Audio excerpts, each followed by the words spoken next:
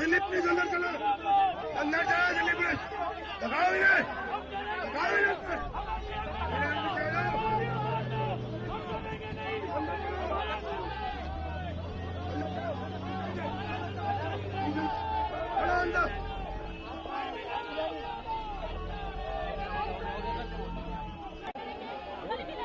आप लोगों का क्या प्रदर्शन, क्या कुछ आप लोग कहना चाह रहे हैं? देखिए, जो यूथ कांग्रेस के साथियों को पुलिस ने नाजायज अरेस्ट किया हुआ है, और सबसे बड़ी बात है शायद दुनिया भर की कोई ऐसी धारा नहीं छोड़ी गई, सारी धाराएं लगा दी गई हैं।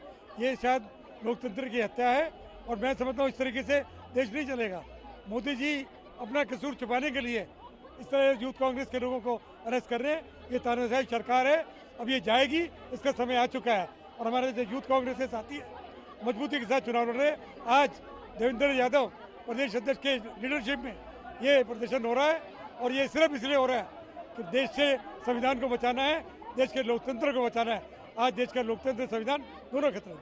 गिरफ्तारी मतलब यहाँ से पुलिस डिटेन भी करके ले जा रही है आप लोगों के कार्यकर्ताओं को, देख रहे हैं तस्वीरें किस तरीके से देख रहे हैं? देखिए, जो लोगों को ले जा रहे हैं, पहले भी लोग अरेस्ट हो चुके हैं, आज कोई नई बात नहीं है। जब इंदिरा जी अरेस्ट हुई थी, जो हिंदुस्तान के अंदर 2 लाख लोग अरेस्ट हुए थे, तो आज ये वही शुरुआत हो गई है। यूथ कांग्रेस शुरुआत की है इसकी। आज कांग्रेस का हर नेता अब जेल में जाने के लिए तैयार है।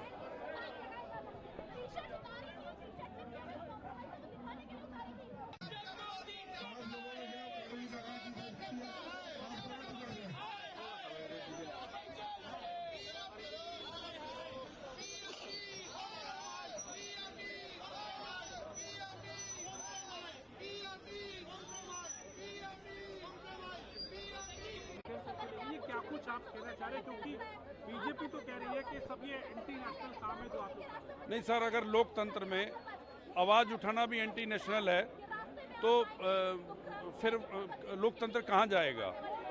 हम अपनी आवाज़ को कहाँ उठाएंगे? हमारे नेता राहुल गांधी को संसद में नहीं बोलने दिया जाता, सड़क पे नहीं बोलने देंगे हमें, तो हम अपनी आवाज़ को कहाँ उठाएंगे? आज जो एप्स्टीन फाइल को लेकर इन्होंने जो देश की बेइज्जती कराई है, एक वो रॉबर्ट जो गलगोटिया वालों ने कहा कि हमारा है, उससे तो देश की बेइज्जती नहीं होती। और अगर 7, 8, 10 लोग नौजवान कोई प्रदर्शन करे शांतिपूर्वक, तो वो देश की बेइज्जती मानी जाएगी, वो देशद्रोह हो जाएगा।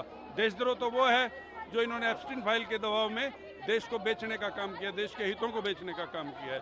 तो देशद्रोह तो ये खुद कर रहे हैं, यही देशद्रोही लोग हैं। क्या आप लोगों का क्या प्रोटेस्ट है यहाँ पे? देखिए, प्रोटेस्ट जो है एक लोकतांत्रिक हमारा अधिकार है। प्रजातंत्र के रहते हुए हम अपनी देश के हित के अंदर अपनी आवाज़ को नहीं उठाएंगे तो कौन?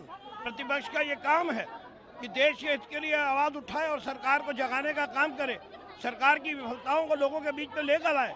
जिस ट्रेड डील के नाम पर देश के किसानों का, देश के युवाओं का, देश के व्यापार का सत्यानाश होने जा रहा है, बंटाधार होने जा रहा है, किस प्रकार जो है देश का prime minister compromise prime minister बन चुका है, किस प्रकार उसने अपने लोगों को इन झूठे मुकदमों से बचाने के लिए वो किस तरीके से ये सारा षड्यंत्र रच रहा है, ये हमें आज इस बात को देखना है। हमने इस बात को इसलिए भी आवाज़ उठा रहे हैं क्योंकि जनहित की आवाज़ है, देश के किसानों को बचाने की आवाज़ है। पूरा हमारा कृषि उद्योग खत्म हो जाएगा, हमारा किसान मर जाएगा बिल्कुल, अगर हमने इस ट्रेड डील को इजाज़त दी। संबित पात्रा कह रहे हैं कि आप लोगों ने सोशल मीडिया पे इन्फ्लुएंसर्स को पैसे दिए वर्ल्ड समिट को बदनाम करने के लिए, और आप कह रहे हैं पीएम कॉम्प्रोमाइज, वो कह रहे हैं पंडित नेहरू भी कॉम्प्रोमाइज, उनका ऑफिस कॉम्प्रोमाइज।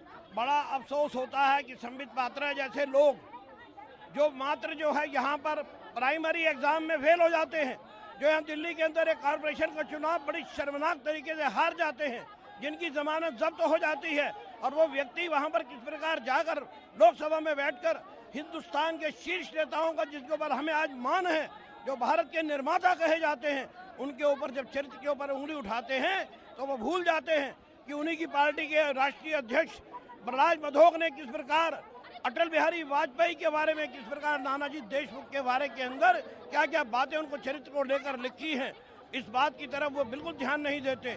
और हमें बड़ा गर्व है अपने नेताओं पर, हमें गर्व है अपने नेता श्री राहुल गांधी पर, जिन्होंने लोकतंत्र की आवाज़ और जनहित की आवाज़ को उठाया है। और आज भारतीय युवक कांग्रेस के लोगों ने जो प्रदर्शन किया है, उन्होंने शर्ट उतार कर इस सरकार को नंगा कर दिया, और ये सरकार की बौखलाहट इतने तरीके अपनाने पर आ गई है। सरकार है, ये प्रदर्शन से डरती है, किसानों का सम्मान बेचने से नहीं डरती, नौजवानों का भविष्य बेचने से नहीं डरती। एक राहुल गांधी जी सब पर भारी है। जिस तरह यह सरकार आताताई जुल्म अन्याय अत्याचार कर रही है, पटक रही है, लाठियों से पीट रही है, हमारे कार्यकर्ताओं को जेल भेज रही है, हम डरने वाले नहीं। हम राहुल गांधी के बब्बर शेर हैं। हम लड़ेंगे, मजबूती से इस सरकार के खिलाफ इनकलाब करेंगे। जेल जाने के लिए तैयार हैं।